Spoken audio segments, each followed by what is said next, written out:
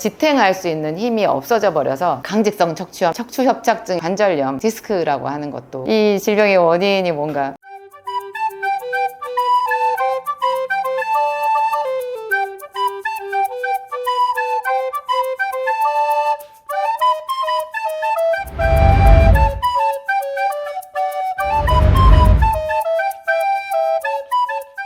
안녕하세요, 진약사입니다. 저는 동네 약사잖아요. 제가 중앙대학교에서 명예약학 박사를 받기는 했지만 사람들이 또 명예박사가 뭐냐 이런 거 물어보시는데요. 명예박사는 대학에서 일반적으로 말하는 박사 과정을 거치지는 않았지만 어떤 실무에서 뭔가 이렇게 거기에 필적할 만한 공로를 세워서 대학교에서 이제 학위를 주는 거예요. 박사 학위를. 그래서 어떤 면에서 보면, 어떤 면에서가 아니라 실제 외국에서는요, 이 명예 박사를 훨씬 더 높여준대요. 제가 그런 큰 명예를 받았어요. 제 모교인 중앙대학교에서 재작년에 저한테 명예 박사 학위를 줬었거든요. 그렇긴 하지만 어쨌든 제가 또 정직하게 아니죠. 있는 그대로 말을 하자면 제가 학교에서 박사 과정을 밟은 건 아니니까 제가 가지고 있는 모든 지식은 약국에서 손님들한테 얻은 거고요. 실무 지식이에요. 근데 또 이 실무 지식이 더 또 유용하게 작용할 때가 상당히 있는 것 같아요. 상당히 있는 것 같아요. 저도 제가 좀 많이 신기하고요. 저한테 오시는 분들도 참 신기하고. 근데 제가 사람들을 이렇게 보았을 때, 이렇게 제가 동네 약사일 뿐인데, 지금도 규모는 뭐, 이렇게 거의 기업적인 규모로 커졌지만, 제가 그렇죠. 그렇죠. 박사도 명예박사일 뿐인데, 저한테 그 불치병을 가지신 분들이 참 많이 오시거든요. 정말 불치병. 불치병. 근데 그 불치병인 게 또 이렇게 치료가 되는 일이 저희한테는 또 다반사로 이렇게 경험하는 일이라 가지고 저희도 또 같이 저희 약국 직원들도 있다 보면 좀 무덤덤해지는 거예요. 그런 불치병에 대해 가지고 사실은 분명히 불치병이 맞는 거고 어디 가도 답은 없는 거거든요. 그런 불치병이 한두 가지인가요? 정말 많죠. 사실은 오래된 당뇨병도 그 합병증 그렇게 심해진 거 낫게 할 방법은 어디에도 없는 거거든요. 그 당뇨 합병증 낫는 방법 없고요. 류마티스성 관절염 이런 것도 병원에서 쓰는 약도 전혀 치료제가 아니고 그냥 요행이 좀 증상이 덜해져서 어떻게 좀 수월하게 가기를 바라는 그런 마음이고 또 사실 항암제라는 것도 치료제는 아니잖아요. 그냥 그 사람의 몸에서 이렇게 암을 이겨내기를 바라는 그런 마음이라서 항암을 할 때 쓰는 말이 5년 생존율이거든요. 치료율이라는 말을 안 써요. 5년 생존율이에요. 그 사람이 살아남는가 하는 거를 보는 거예요. 참 서글프죠. 근데 제가 그런 불치병을 이렇게 큰 소리로 말해도 되나? 그런 것 중에서 제가 오늘 여러분들한테 말하고 싶은 거 염증의 일종인 강직성 척추염, 척추협착증, 그 다음에 우리가 조금 더 편하게 들을 수 있는 말로 관절염, 퇴행성 관절염, 류마티스성 관절염 그런 거 있죠. 퇴행성 관절은 이제 퇴행 말 그대로 나이가 들어서 노화가 진행되어서 관절이 많이 무리를 받고 소모가 많이 되어 가지고 그 부분이 이제 붓고 아프고 그렇게 되는 거거든요. 마모가 되는 거라고 이렇게 얘기를 하는데 그 퇴행성 관절염 또 류마티스성 관절염은 류마티스 인자가 있는 거잖아요. 그거는 류마티스 검사를 해가지고 나오는 건데 이것도 자가 면역성 질환으로서 사실 불치병에 해당이 되고요. 요행이 어떻게 하다가 나았다라는 사람이 있기는 해도 병원에서 사실 주는 약이 치료제는 아닌 거거든요. 사람들은 서울대 병원에 가거나 어디 미국에 어디 가거나 독일에 어디 가면 그게 치료제가 있을 것으로 생각하는데 약은 다 거기거든요. 약사가 약은 알잖아요. 그래서 딱히 사실 치료법은 없는 거고 우리가 흔히 말하는 추간판 탈출증 디스크라고 하는 것도 그렇잖아요. 근데 이게 놀랍게도 저는 이런 거를 제가 저희 약국에서 도와줄 수 있는 방법이 있을 거라고 생각해 본 적이 없었고요. 본래 없었고 제가 관절염은 좀 애를 써봤던 것 같아요. 영양요법으로 좀 치료를 해볼까 했지만 류마티스성 관절염은 답이 없었고 강직성 척추염 이런 거는 뭐 정형외과나 신경외과, 정형외과 가셔야 되지 않나 제가 이렇게 생각을 했던 사람이었는데 그게 사실 당연하고요. 그런데 이제 결과적으로 저희 약국에서 이게 그냥 저는 약만 줬는데 약도 아니죠. 병원 약도 아니고 제가 만든 그 한방 약이잖아요. 이게 한약에는 들어가지 않고 일반 의약품에 들어가는 거 제가 생기산이라고 이름 붙인 이 약 사람들이 저를 비웃으면서 그 약사님 그거 뭐 만병통치약이에요 그러면서 저를 비웃기도 하고 신기해하기도 하고 그러시는데 그 생기산을 줬을 때 그분들이 원해서 드셨어요.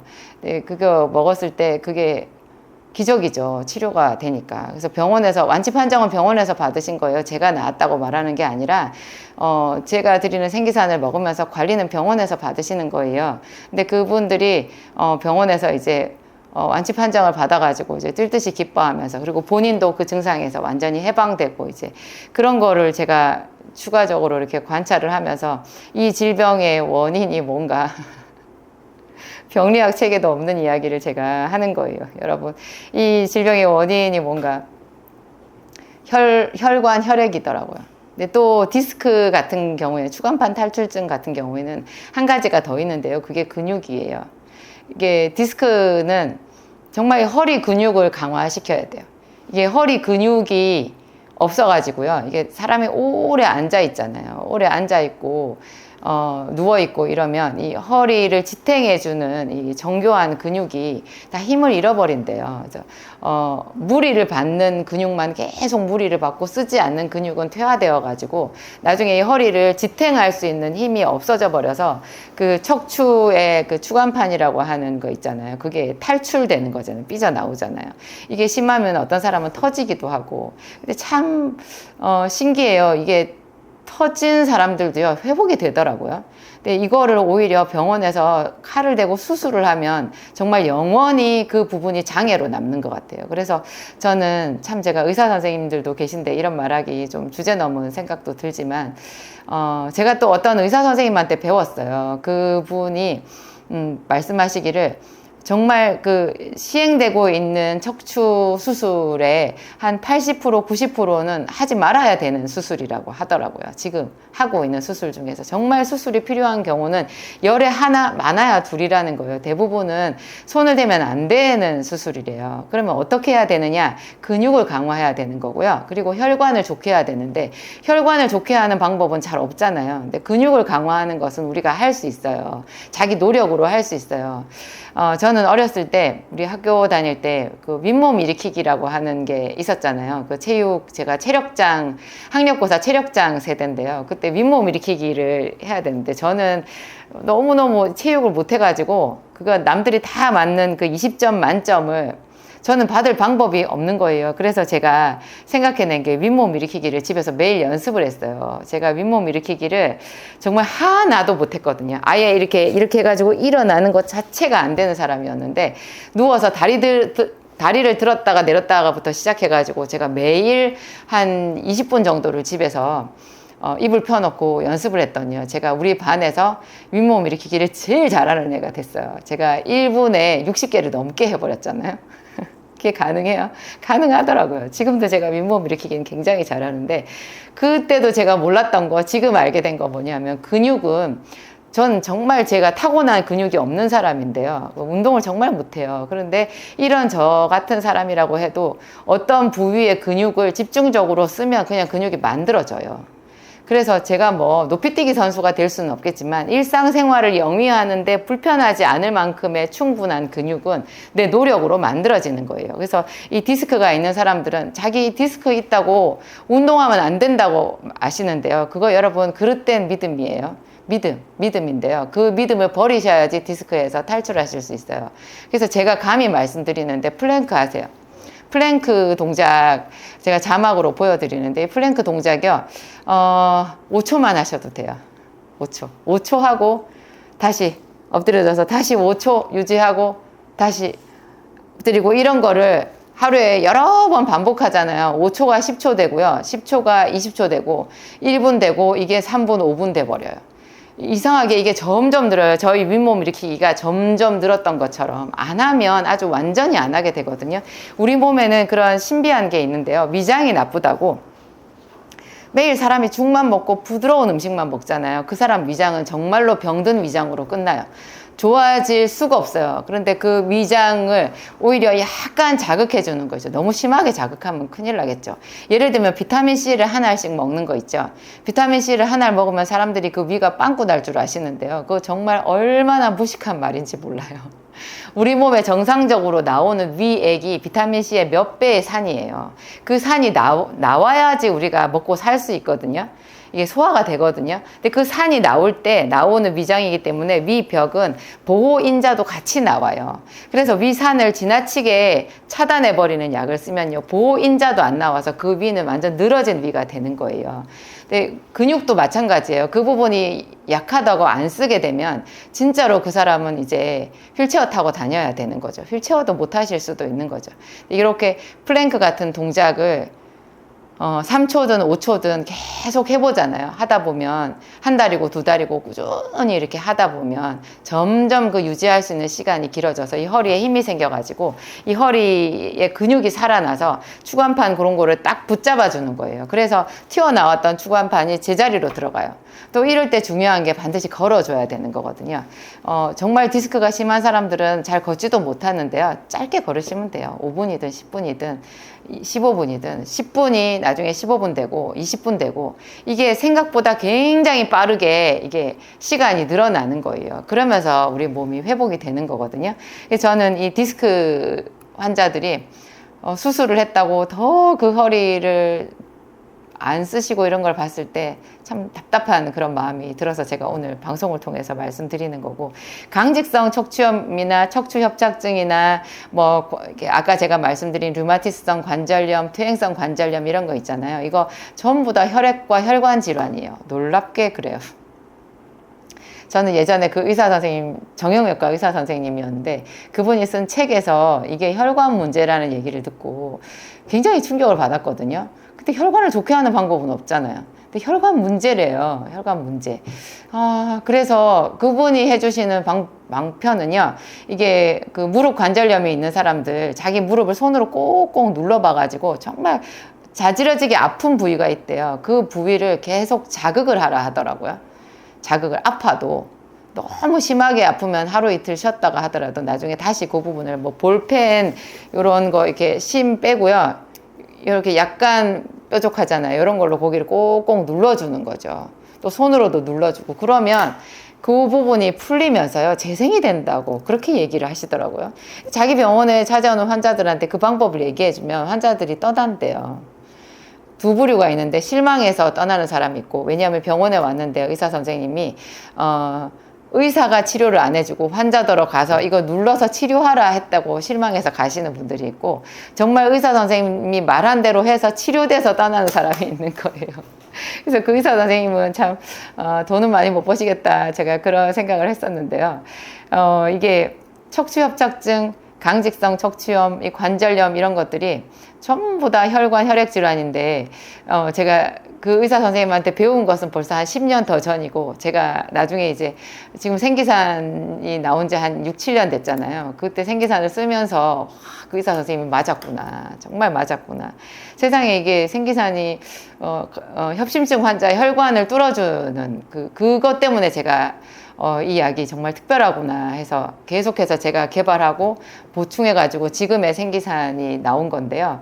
이게 그러니까 혈관에 작용하는, 혈액을 좋게 하는 약이면 틀림없거든요. 그래서 피떡이 엄청 많은 사람들 제 생기산 먹으면 그 사혈해 주던 분이 놀래서 쫓아오시더라고요. 이게 어떻게 된 거냐고. 당신의 피가 왜 이렇게 좋아졌냐. 사혈해 주시던 분이 저희 생기산 고객이 되는 경우도 있었어요. 자기가 사혈해 주던 사람이었는데 자기 고객이 피가 너무 좋아져서 이게 어떻게 된 거냐 물어봤더니 생기산이라는 약을 먹었다고, 그래서 그 약 나도 먹어야 되겠다고 오셨다고 하는 분을 제가 글쎄요, 제가 기억하는 분만 한 5명은 넘어왔던 것 같아요. 하여튼 이게 피를 좋게 하고 혈관을 좋게 하는 약인데, 이거를 썼을 때 강직성 척추염 이게요, 강직성 척추염, 척추협착증 이게요, 제가 환자들한테 들었더니 이게 이렇게 군대 면제되는 사유래요, 이게. 요 질병이 진단을 받잖아요. 그러면은 의과사 제대가 된다 그랬나? 하여튼 군대 입대하지 않아도 되는 거라고 제가 그렇게 들었는데, 모르겠어요. 저는 환자들한테 그렇게 들었어요. 그럴 정도로 이게 심각한, 너무너무 통증이 심각하고, 하여튼 그리고 일상생활이 안 되고, 저는 한 20대 청년, 30대 40대 그런 사람들한테 이 질병을 꽤 많이 봤었는데, 참 이렇게 마음이 많이 아프더라고요, 그런 분들. 근데 아플 필요 없어요. 그냥 생기산 먹으면 나아요. 제가 많이 봐가지고, 이런 분들은 생기산에다가 또 제가 소생기산이라는 게 있거든요. 소생기산 같이 추가해가지고 쓰면 더 빨리 낫는 것 같아요. 이게 염이잖아요. 척추염, 척추협착증도 이게 결국 염증에 해당되는 거고, 관절염, 염증이 아주 심각한 사람들은 생기산을 쓰면서 거기다가 소생기산이라는 거를 더 추가해요. 이 소생기산이 생기산 안에 들어있는 성분인데요. 그 성분을 더 추가하고 싶어서 제가 따로 소생기산이라고 이렇게 만들었거든요. 생기산을 기본으로 먹는 사람이 소생기산을 추가해서 써요. 처음에는 이제 생기산만 먹다가 나중에 소생기산을 하루에 1포나 2포 정도씩 이렇게 추가해서 드시면 이런 염증이 빨리 낫더라고요. 그 낫는 원리는 혈관과 혈액이더라는 거.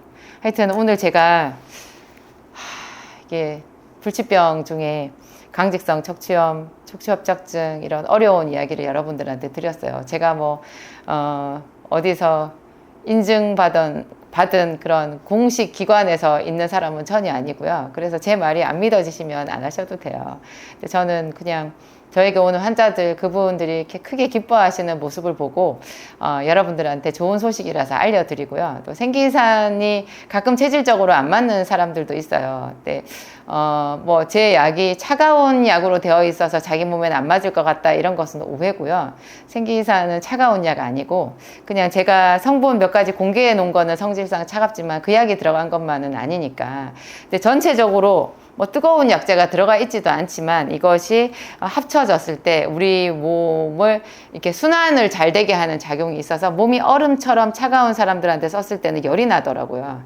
그래서 제가 이게 생기산이 차가운 약이 아니다라는 것에 이제 확증을 가지게 되었어요. 하여튼 이 생기산은 차가운 약이라서 맞지 않을 거다라고 말씀하시는 분이 있었고, 또 어디서 팔체질 이런 걸 얘기하시는 분들도 있던데, 자기는 팔체질에서 비타민 B나 C나 이런 게 절대로 안 맞다 이렇게 말씀하시는 분이 B랑 C가 아주 잘 맞더라고요. 그래서 제가 팔체질도 다 맞는 것 같지는 않아요, 이런 말씀을 드려요. 저는 체질보다는 병증이 더 우선이라고 생각하고요. 생기산이 체질적으로 맞지 않는다라고 내가 말할 수 있는 사람은 이렇게 가끔 간 수치가 오르고 황달이 오는 사람들이 아주 드물게 있어요. 근데 그게 꼭 생기산 때문에 오는 것인지는 잘 모르겠어요. 사람을 입원시켜 놓고 이것만 먹이는 건 아니니까. 근데 어쨌든 그런 사례들이 있기 때문에 여러분들 건강은 스스로 지키셔야 되잖아요. 이제 그런 사람들은 보통 생기산을 먹고 더 너무너무 많이 피곤하다, 울렁거린다, 이런 증상이 그냥 한 3일 이상 지속되는 거예요. 있다가 없다가 하지 않고, 울렁거리다가 좀 있으면 괜찮아져야 되는데 계속 울렁거리고 이런 증상이 3일 이상 지속되면 제가 복용을 중단하고 병원 가서 피검사 받아보시라고 그러거든요. 그럼 간 수치에서 수치 높으면 바로 생기산 중단하시면 되니까. 근데 저는 또 이 말씀을 꼭 제가 덧붙여요. 정말로 간이 치명적으로 나쁘고 황달이 치명적으로 심한 사람은 생기산을 쓰면 간 수치 떨어지고 황달이 치료되거든요. 그래서 제가 그것은 그분의 체질이 아닌가 그런 생각을 합니다. 안녕하세요, 진약사입니다. 제가 피에 대한 이야기, 혈관에 대한 이야기를 자주 하는데요.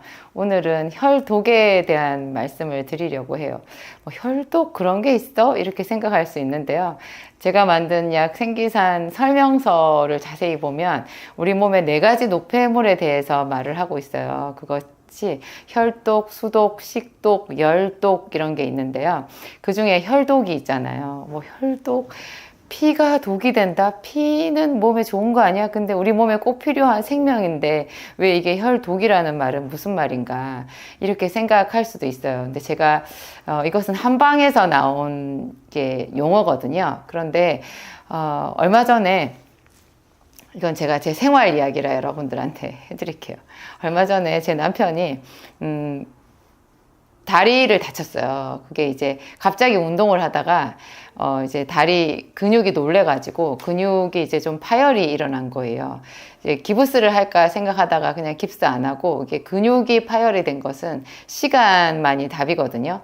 좀 시간이 지났더니 이게 그 통증이 더 심해지고 다리가 뚱뚱 붓고 그러더니 이제 그거 시점이 좀 더 지나가고 나니까 그 다리에 이렇게 피멍이 드는 거예요. 분명히 처음에 피멍이 들지 않았었는데요. 이게 한 3일, 5일 지나니까 피멍이 들더니 그 멍이 이게 종아리 있는 데서부터 발로 이렇게 쭉 내려오는 거예요. 그래서 다친 부분은 종아리에 있는 쪽이었는데 나중에 피멍이 발에 다 피멍이 들어 있었어요. 여기까지는 그냥 그런가 하는데요. 그 뒤에 제 남편이 하는 말씀이 온몸이 가렵고 뭐가 이렇게 뾰루지 같은 것이, 없던 뾰루지 같은 것이 몸에 계속 생기는 거예요. 그래서 체감을 하게 됐어요. 이게 그 몸속에서 그 근육이 파열되면서 그게 출혈이 일어난 거잖아요. 그 출혈이 일어나니까 혈관 바깥으로 나온 피는 죽은 피가 되거든요. 이 죽은 피가 이제 겉으로 보기에 멍이든 시퍼런 색깔이 되잖아요. 근데 이것들이 이제 풀어져서 전신을 떠돌면서 이게 혈독이 되는 거예요. 죽은 피가 돌아다니면서 혈독이 되어가지고 그 혈독 증상으로 피부가 굉장히 가렵고 피부에 염증이 생기는 그런 증상이 이제 갑자기 확 드러났는데요. 제 남편이 이제 제가 만든 약 생기산을 먹었다는 거예요. 생기산을 한 2포, 3포 먹으니까 거짓말처럼 그 가려움증이 가라앉고요. 피부에 이렇게 올라오는 그 염증이 없어지더라는 거죠. 그래서 제가 그 생기산 설명서에 혈독을 없애는 효능이 있다고 그렇게 써놨는데, 정말 이게 다리 근육을 다쳐서 그 피부 속에, 근육 속에 출혈이 생겨서 오는 그것도 혈독의 일종이고, 그 혈독이 전신을 돌아다니면서 염증을 만들고 가려움증을 만들고 하는데 여기에도 생기산이 효과가 있더라 하는 그런 거를 유추해서 한번 생각해 볼 수 있었어요. 피가 나쁘다. 보통 피가 나쁜 질환하면 여러분 뭐가 생각나세요? 뭐 혈소판 이상, 적혈구 이상, 또 뭐 어떤 분들은 당뇨가 있잖아요. 그러면은 당뇨가 있으면 피 속에 당이 본래 누구든지 당은 있는데요. 이게 정상 혈당 범주 내에서 있거든요. 근데 이게 정상 혈당보다도 훨씬 높이 올라가면은 소변으로도 막 당분이 빠져나가잖아요. 그래서 소변이 시럽처럼 걸쭉해지게 되는데요. 이런 정도로 되면은 굉장히 고혈당, 당뇨병이 되거든요. 피가 당분이 너무 많아져서 고혈당이 되면, 그게 어느 수준을 넘어가게 되면 소변으로도 그 당이 빠져나가게 돼서 소변이 달다. 그래서 당뇨가 되는 거거든요. 이 당뇨병이 상당히 위험한 질환인데 무엇보다도 이게 피를 병들게 해서 위험한 거예요. 전신의 모든 피가 시럽처럼 걸쭉해지게 되는 거죠. 근데 신기한 거는요, 당뇨 약을 먹으면 혈당을 거의 정상 언저리로 떨어뜨릴 수 있거든요.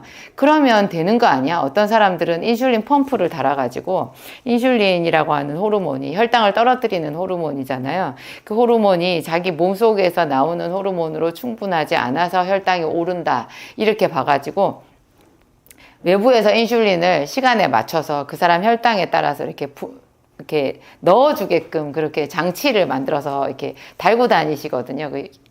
그거를 인슐린 펌프라고 하는데, 인슐린 펌프 달아가지고 거의 혈당이 자기는 전자동으로 조절이 된다, 이렇게 말씀하시고, 실제로 뭐 이렇게 당화혈색소나 피검사 하는 거 있잖아요. 그런 거를 해봐도 정상 수치에 가까운데도 놀랍게도 당뇨 합병증이 거의 다 생겨요. 시간이 뭐 한 5년, 10년 이렇게 지나가잖아요. 어떤 사람들은 한 3년만 지나도 몸 여기저기에 굉장히 안 좋은 그런 당뇨 합병증들이, 무서운 합병증들이 생기기 시작하거든요.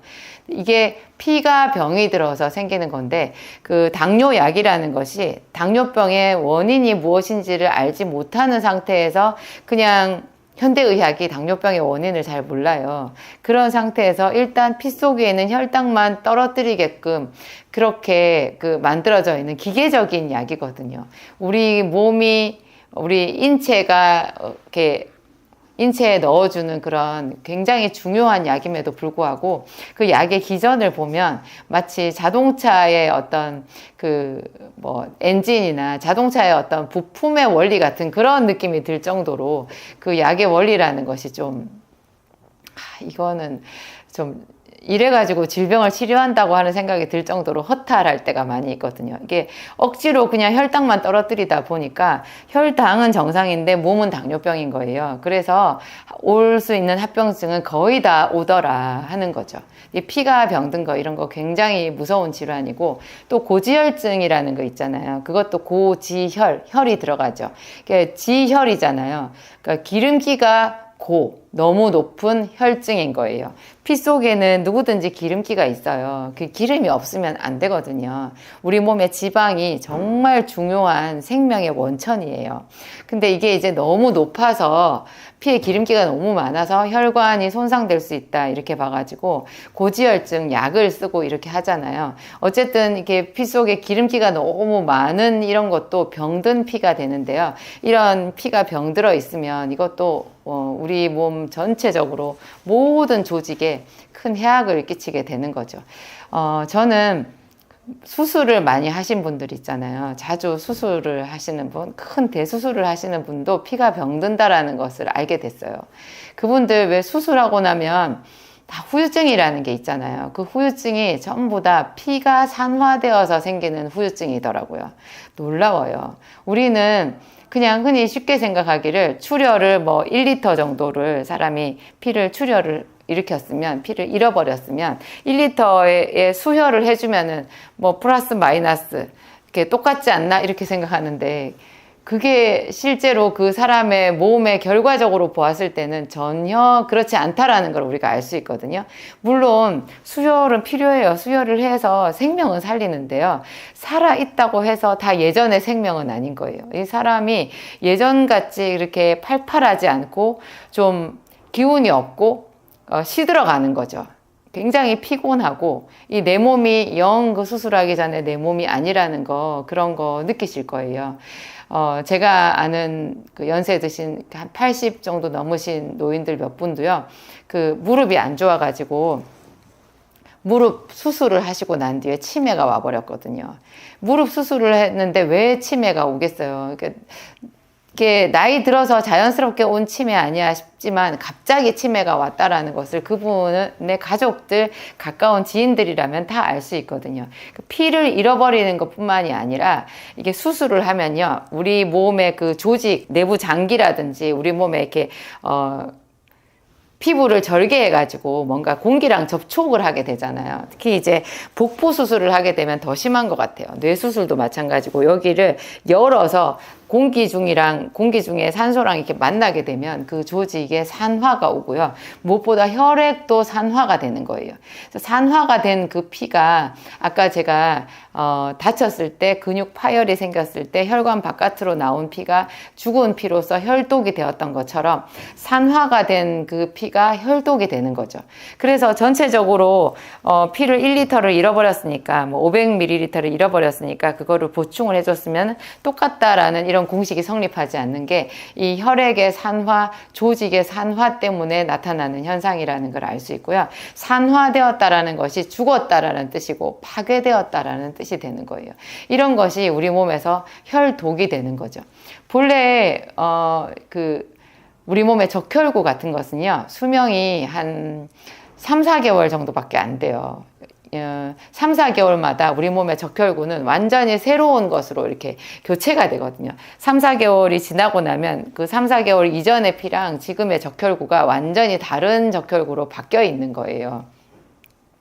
그렇게 되는데 이게 새로운 피가 잘 생성이 되고 이전에 나쁜 피가 잘 분해가 되고, 이게 이제 본래 우리가 이론상 생각하는 건데요. 우리 몸이 쇠약해지고 스트레스 많이 받고 나이 들고 어떤 병에 걸리고 할수록 이 로테이션이 잘 안 되는 거예요. 그래서 죽은 피인데 우리 몸속에서 잘 그게 분해가 되고 이렇게 깨끗하게 처리가 되고 이렇게 돼야 되는데 그게 잘 안 되고 비실비실하고 죽은 피가 그냥 섞여 있는 거죠.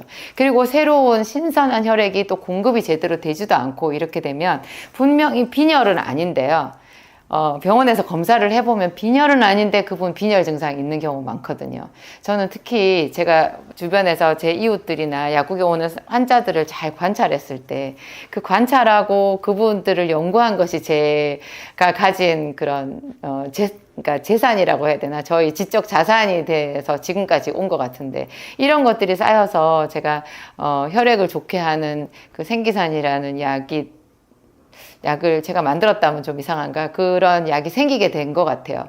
하여튼 사람들을 잘 관찰해서 봤을 때 분명히 등치도 좋고 식사도 굉장히 많이 해요. 제가 하루 종일 먹는 식사량이 그분의 한 끼 식사량이더라고요. 그분의 한 끼 식사량이 제가 하루 종일 먹는 식사량보다 더 많은 것 같았어요. 그리고 그분은 소화도 잘 시키고 체중도 많이 나가고 그러는데 맨날 어지러우시대요. 기운이 하나도 없대요. 그거 뭐라고 설명하겠어요. 그래서 그분은 자기가 빈혈이라고 더 영양 보충을 해야 된다고 생각하고 더 많이 드시고 하는데요. 저는 이거는 뭔가 많이 문제가 있지 하는 생각을 했거든요. 그분도요, 혈독이 많이 있으신 거예요.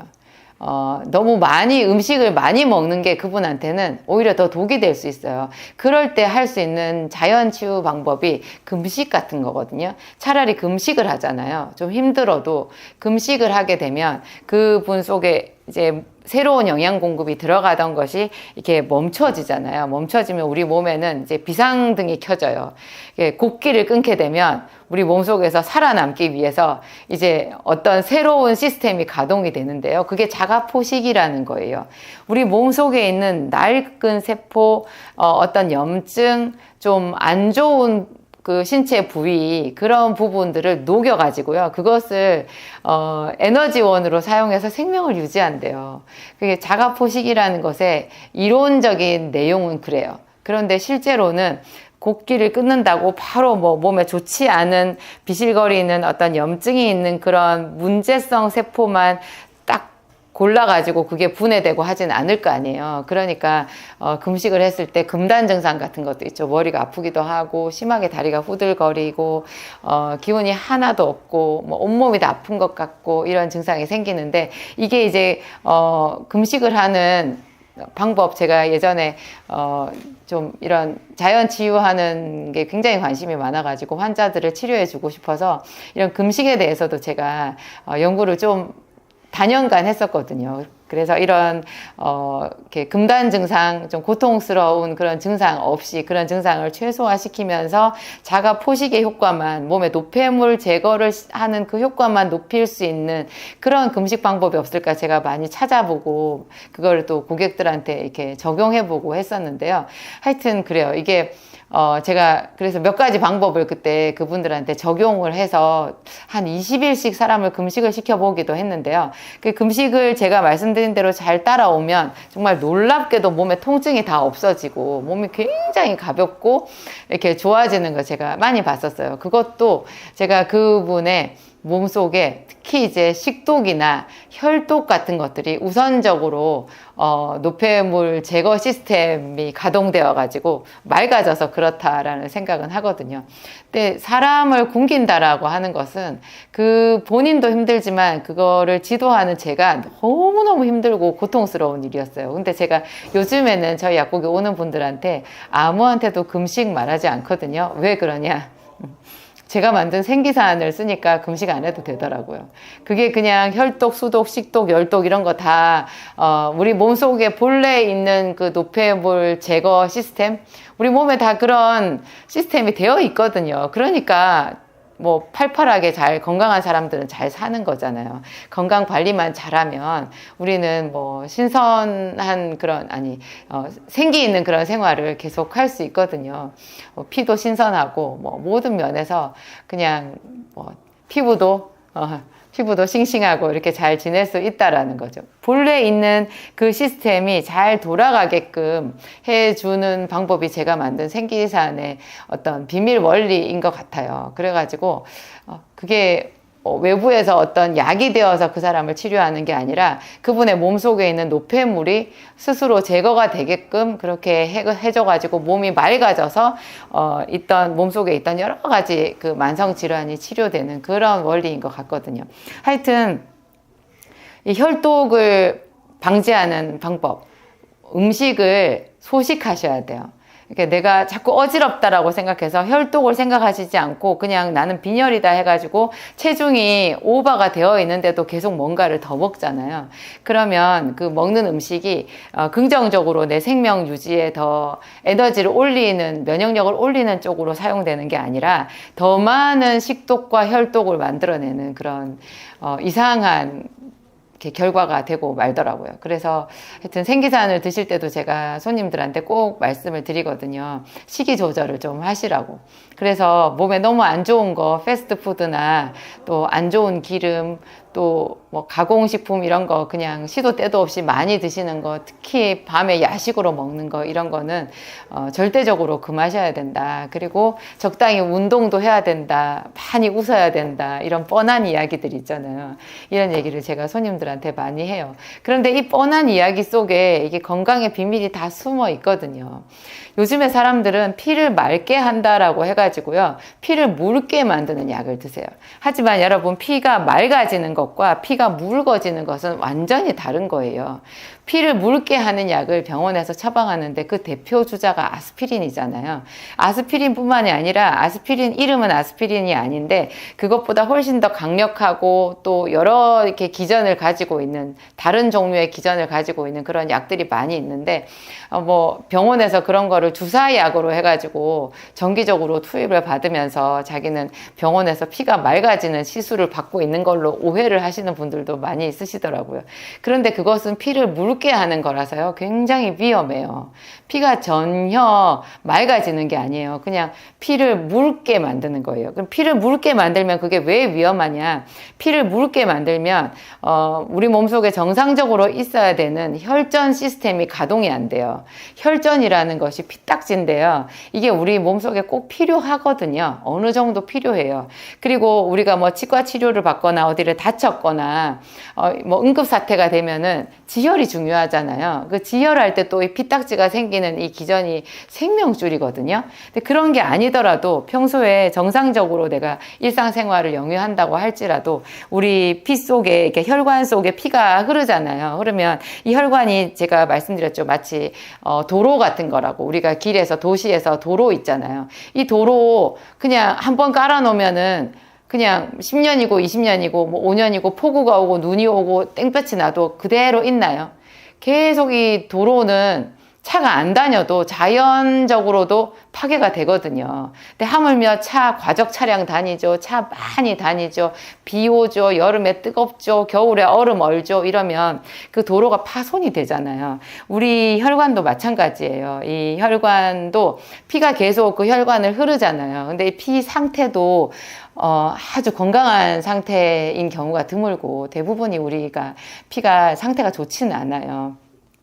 그런데다가 이 혈관 속으로 계속 이렇게 피가 흐르게 되면 이 혈관에 스크래치가 나거든요. 도로가 패이는 것처럼. 근데 혈관에 스크래치가 날 때 그 혈관을 복구시키는 그때 응급 처방이 혈전이에요. 거기 마치 우리가 도로가 패이면 도로공사에서 콜타를 거기 갖다 시커먼 거 하나 반창고처럼 이렇게 붙여 놓잖아요. 그게 시커먼 그 아스팔트 재료를 거기다가 붙여 놓잖아요. 그런 거 비슷한 거예요. 우리 몸에서 혈전이 거기 가서 딱 붙어 가지고 피딱지니까 우리가 이렇게 피부에 어떤 상처가 생겨도 닦지 않잖아요. 혈관에 상처가 생겨도 피딱지가 가서 거기를 딱 앉은 다음에 그 다음에 거기를 복구를 하는데요. 이 피딱지가 없잖아요. 피를 묽게 만들어서 피딱지가 없으면 그 혈관이 터지는 거예요. 혈관이 터지면 여러분 어떻게 되겠어요? 그게 뇌혈관이 터지면 여러분 뇌출혈이에요. 무서워요. 돌아가시는 분들 많이 있어요. 아스피린 먹다가. 그 다음에 뭐 위장 안에 이게 출혈이 되면 피가 보이지도 않잖아요. 그나마 보이는데 이렇게 출혈이 생기면 그 아스피린 먹고 난 뒤에 자꾸 피부에 멍이 생기는 사람들이 있거든요. 그거 참을 일 아니에요. 여러분 그 멍이 보이는데 만 있다면 다행인데요. 이게 보이지 않는 곳에 출혈이 생기고 있다라는 그런 증거이기도 하거든요. 그거 방치했다가 소리 없이 정말 생명을 잃어버릴 수도 있어요. 하여튼 피를 묽게와 피를 맑게는 완전히 다르다는 거. 그러면 우리가 할 수 있는 피를 맑게 하는 방법이 뭐가 있느냐. 여러분 피를 이렇게 탁하게 만들고 피가 혈독이 되게끔 하는 굉장히 중요한 그 원인이 있는데요. 아까 제가 뭐 음식 너무 많이 먹고 아무거나 먹고 또 제때 안 자고 운동 안 하고 이런 것도 그 피를 탁하게 만드는 원인이라고 했잖아요. 그리고 어딘가 내 몸에 염증이 생기고 뭐 어디를 다쳤거나 아까 다쳐서 그게 멍이 들어서 전부 혈독이 됐다고 말씀드렸죠. 뭐 잇몸에 염증이 심해가지고 이 염증이 온 몸을 돌아다니면서 혈독이 되기도 해요. 그런데 그것보다 훨씬 더 큰 게 뭐냐면 화를 내는 거예요. 스트레스죠. 스트레스를 받고 내가 항상 긴장해 있고 억울하고 화가 나 있고 슬프고 이렇잖아요. 그러면 슬프고 억울하고 분노가 생기고 이런 게 있으면 피가 탁해요. 놀랍게도 피가 탁해요. 참 피가 탁해요. 그래서 개고기 먹지 말라 그 얘기를 하는데 개고기를 먹으면 사람들이 반짝 그 힘이 난다고 하잖아요. 왜 반짝 힘이 나냐? 개고기는 피째 먹는 고기거든요. 보통 소를 잡거나 돼지를 잡으면 돼지 멱 딴다는 말 하죠. 멱을 따서 피를 다 쏟아내고 고기를 먹는데요. 소도 마찬가지고 소 피를 다 빼내거든요. 그런데 개는 좀 미안한 말이지만 개는 피를 빼내지를 않고 보통 그냥 먹어요. 그래서 개고기를 먹는다라는 뜻은 피를 먹는다라는 뜻과 같은데 그 개를 죽일 때 개가 굉장히 분노하거든요. 어떤 짐승이든지 마찬가지 아니겠어요? 소든 뭐 돼지든 자기가 죽임을 당하는데 그 짐승이 분노하지 않겠냐고요. 그래서 피를 다 쏟아내는 건데요. 돼지나 소는 피를 쏟아 버리지만 개는 피가 쏟아지지 않은 상태로 잡아가지고 그 개를 먹게 되니까 그 개가 죽으면서 그 분노한 그 혈독, 개의 혈독을 사람이 먹게 되는 거예요. 근데 독과 약이 여러분 종이장 한 장 차이거든요. 그래서 순간적으로 그 개고기를 먹으면 이렇게 힘이 나는 것 같이 남자들 정력이 생기는 것 같이 이렇게 착각이 드는 거예요. 특히나 이제 우리나라 옛날에는 먹는 게 거의 없었잖아요. 근데 그때는 정말로 단백질이 부족해가지고 단백질 섭취가 되어서 기운이 났던 것도 있기는 할 거예요. 그런데 더 전국적으로 보면 이 피를 먹는다라는 것이 혈독을 먹는 게 돼버려가지고요. 우리 몸에 굉장히 독이 되고 해가 되는 거죠. 근데 이제 사람도 짐승과 마찬가지로 사람도 화를 내고 긴장이 많이 되어 있고 분노하고 억울하고 원통하고 이렇잖아요. 그러면 그 사람의 피가 항상 그냥 혈독이 가득 차 있는 거예요. 그래서 그 사람의 혈관은 어떻게 되겠어요? 그 혈독이 있는 그 독한 피가 그분의 혈관을 돌고 있으니까 혈관이 망가지고 막히고 하는 것은 그냥 시간 문제인 거예요. 그래서 제가 저희 약국에 생기산 드시러 오시는 분들 보면 그냥 뭐 한 3개월만 드시면 될 것 같아요. 6개월만 드시면 될 것 같아요. 제가 이렇게 말했는데 나중에 제가 얼굴이 뜨뜻해지는 거예요. 3개월 먹고 6개월 먹었는데 분명히 좋아지긴 했어요. 근데 아직도 갈 길이 먼 거예요. 정말 그게 생각보다도 그분의 혈관의 그 상태가 굉장히 심각한 거고 피의 상태, 온 전신의 손상 상태가 상당히 심각해져 있었던 거죠. 그래서 제가 오늘도 약국 앞에서 꽤 여러분들을 만났는데요. 다들 본인이 막 좋아지셨다고 이렇게 기뻐하면서 저한테 고맙다고 이렇게 얘기를 하시는데 아직까지도 갈 길이 한참 더 가셔야 되는 그런 분들이 많이 있어서 제가 이게 정말 현대인들의 주소구나 오늘날 내 모습이기도 하고 저도 지금 생기산을 5년째 먹고 있거든요. 5년을 먹고 있고 제가 생기산을 먹어서 이 정도라고 저는 확신해요. 저도 뭐 다리 혈관이 다 막혀 있었었고 그리고 제가 암 진단도 받았었잖아요. 제가 스트레스가 너무 많아가지고 암이 걸렸다고 생각하는데요. 그렇지만 이 생기산과 비타민 이런 것들이 있어서 제가 지금 그 와중에도 유튜브도 멈추지 않고 할 수 있었고 여러분들과 소통 가능하고 또 약국도 그대로 하면서 계속해서 이 귀한 일을 제가 이 사람들을 만나고 그분들에게 도움이 되는 이런 뜻깊은 일을 제가 하고 있다는 생각이 들어요. 여러분 하여튼 결론은요. 피 관리를 하셔야 돼요. 많이 웃으시고 음식도 아무거나 드시지 말고 아무 때나 드시지 말고요. 관리를 잘 하셔요. 그래야 우리 정말 웃으면서 인생의 마지막 날까지 건강하게 살 수 있는 것 같아요. 이미 건강이 많이 무너진 분들도요. 몸이 아직 좋아지기 전이라고 해도 웃기부터 하세요. 저도 몸이 안 좋은 상태지만 항상 웃으려고 노력하거든요.